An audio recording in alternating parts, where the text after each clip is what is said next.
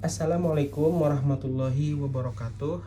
Perkenalkan, nama saya Muhammad Azmi dengan NIM 210103020137. Saya mahasiswa UIN Antasari Banjarmasin dari Fakultas Usuluddin dan Humaniora, jurusan Ilmu Al-Quran dan Tafsir, lokal 21B. Di sini saya akan menjelaskan dan menceritakan sebuah masjid, yaitu Masjid Tufatul Ragibin atau yang biasa disebut dengan Masjid Kanas yang bertempat di Banjarmasin.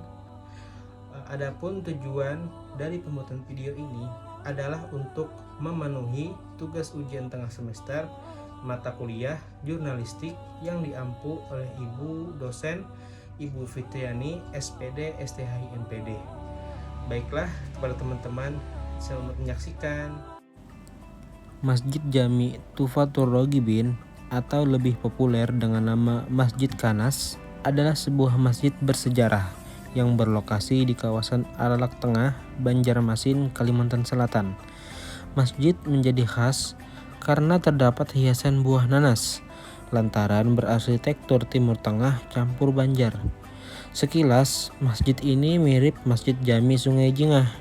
Masjid ini menjadi simbol kebanggaan warga Alalak, warga yang biasa dikenal asli Banjar.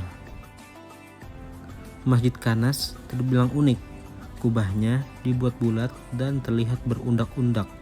Tiang utama terbuat dari kayu ulin berdiameter 40 x 40 meter. Bila ditilik dari sejarahnya, peletakan buah kanas di puncak Masjid Songkol belum ada. Pada masa itu di puncaknya dipasang bintang bulan. Namun karena suatu hal, ditiup angin kencang, songkol masjid tersebut patah dan jatuh. Sehingga sebagai gantinya dipasanglah tajau belanga sumbangan dari Haji Jumain yang dipasang terbalik. Setelah itu ternyata dinilai tidak artistik, sehingga akhirnya disepakati dibuat daun nanas yang terbuat dari seng tebal dan dipasang menyerupai daun nanas, yaitu buah kanas. Mengenai sejarahnya, masjid ini dibangun pada tanggal 11 Muharram 1357 Hijriah. Sejarah salah satu masjid kuno ini tak lepas dari jasa seorang ulama Alalak, yaitu Haji Marwan bin Haji Muhammad Amin. Haji Marwan dikenal sebagai ulama sufi dan konon merupakan keturunan keempat Syekh Muhammad Arsyad Al-Banjari atau Datuk Kelampayan.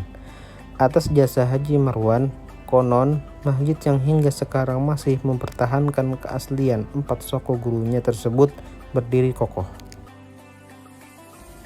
Dari sinilah nama Masjid Kanas diabadikan.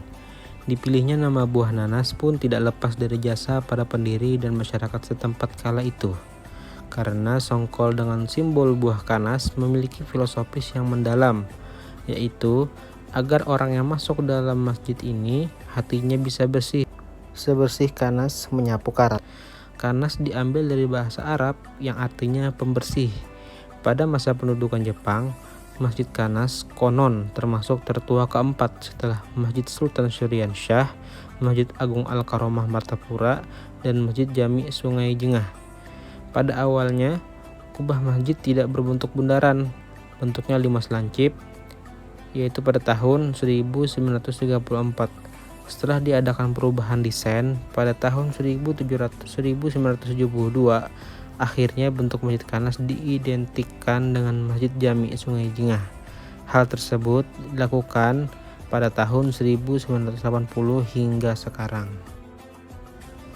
Masjid ini telah beberapa kali mengalami perbaikan dan rehabilitasi, termasuk lokasi yang semula di tepi pantai kemudian diundur agak ke belakang hingga ke lokasi sekarang.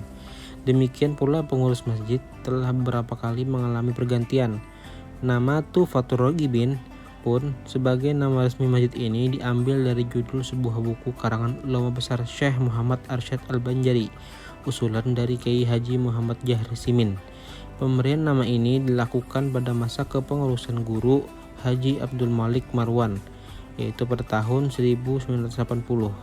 Nama ini dipilih setelah diberikan beberapa alternatif nama yang diusulkan. Penentuan pemilihan nama dilakukan secara musyawarah mufakat. Pada saat itu, kemudian dilakukan pemilihan kepengurusan yang baru. Akhirnya, atas kesepakatan telah dipilih dan ditetapkan Al-Mukarram Kiai Haji Muhammad Jahri Simin sebagai ketua umum hingga sekarang.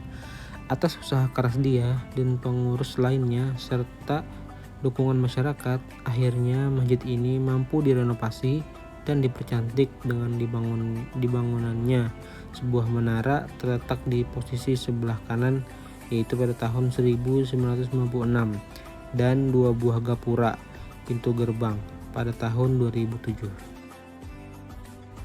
Adapun kegiatan rutinitas yang masih berlanjut sampai sekarang yaitu adalah majelis pembacaan kitab Tanbihul Ghafilin pada Senin malam ba'da maghrib yang biasa dipimpin langsung oleh Kiai Haji Jahri Simin.